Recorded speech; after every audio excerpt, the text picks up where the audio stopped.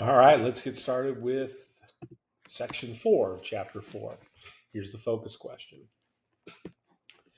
In some ways, politics in 18th century colonial America seemed more democratic than in Britain. As in Britain, property ownership was the qualification for voting, ensuring that men with an economic stake in society and the independence of judgment that came with property determined government policies.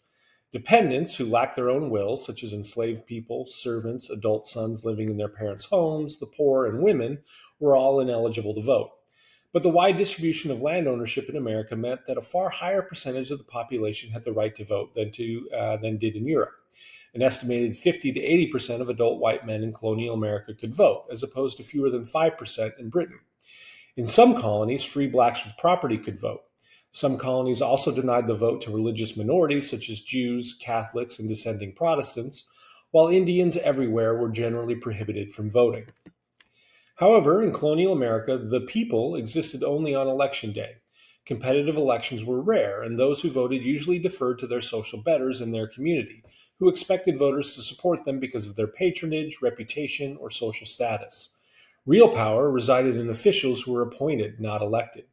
Governors and councils were appointed by the crown or proprietors everywhere except Rhode Island and Connecticut, where they were elected. In some colonies, such as South Carolina, the property qualification for holding office was far higher than that for the franchise, ensuring that only the wealthy could be elected. Few ordinary Americans pursued elective office or were active in public affairs. An ingrained tradition of deference, the assumption among ordinary people that wealth, education, and social prominence carried a right to public office, limited choices in elections and often meant leadership roles went to the wealthiest landowners, frequently in a generational cycle within the same families.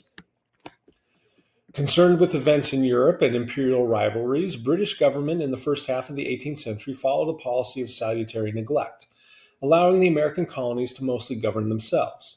This, in effect, gave large landowners, merchants, and lawyers more power to control local colonial politics, while elected representatives in colonial assemblies believed they represented the popular will and used their power over colonial finance and taxes to influence policy and appointed officials.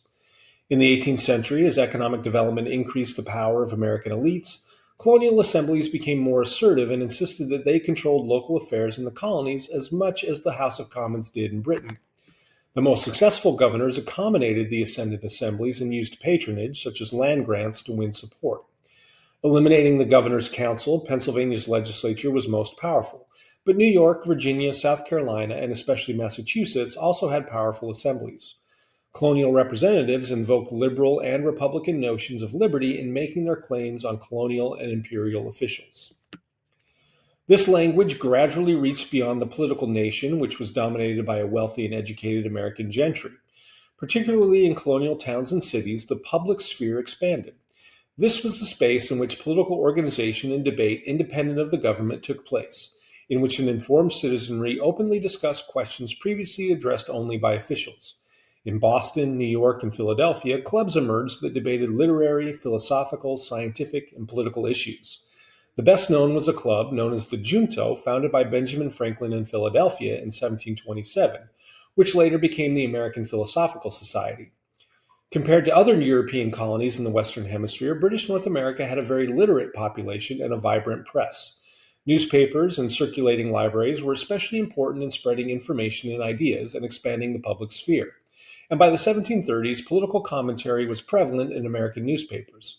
The best edited newspaper was probably Franklin's Pennsylvania Gazette, founded in 1728, which in its peak had a readership of about 2,000. Even though America had a vibrant press, free expression and free speech were not the norm in America and not a traditional right for ordinary Britons. Freedom of speech developed in Britain in the 1500s as a right for legislators in Parliament, as a means for facilitating representation. Outside of Parliament, free speech had no legal protection. Governments in Britain and the colonies viewed freedom of the press as quite dangerous. Until 1695, it was possible to print a newspaper, book, or pamphlet without government permission. After this, the government could censor print matter only after it had been published. Editors of colonial newspapers that criticized officials or legislators were frequently punished, leading some Americans to call for a freedom of the press, which was not very often observed. The most famous court case in the colonies regarding freedom of the press showed that most colonists opposed prosecutions for criticizing public officials. In 1735, the German-born printer John Peter Zenger, who accused New York's governor of corruption, was arrested for seditious libel. His lawyer, Alexander Hamilton, asked the jury to judge the accuracy of Zenger's statements, not whether he printed them, and he was found not guilty. While libel remained a crime, the trial's outcome spread in the colonies the belief that newspapers should be allowed to print the truth without fear of punishment and helped popularize the idea of free expression. In the 18th century, many educated Americans began to be influenced by the European Enlightenment, a philosophical movement with origins in France which sought to apply to political and social life the scientific method of investigation and experimentation. Enlightenment thinkers demanded that every human institution, authority, and tradition be judged by the measure of reason. Benjamin Franklin, who established a newspaper, debating club, and library, published Poor Richard's Almanac and conducted experiments that showed that lightning as electricity embodied the spirit of enlightenment. Critical of the religious wars that engulfed Europe, Enlightenment thinkers hoped that reason, not religious enthusiasm, would rule human affairs. These philosophers, being skeptical of all traditions and authorities, easily criticized established churches. Many prominent Americans embraced Arminianism, which taught that reason alone could form the basis of religion, or deism, a belief that God had withdrew from the world after creating it, leaving it to function according to natural scientific laws without divine intervention. In the 1600s, the English scientist Isaac Newton had discovered and demonstrated the natural laws that govern the universe.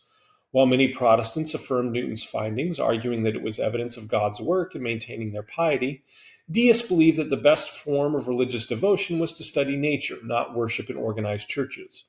Prominent American deists in the late colonial era included Benjamin Franklin and Thomas Jefferson. So, that was our fourth section. We'll take it from there.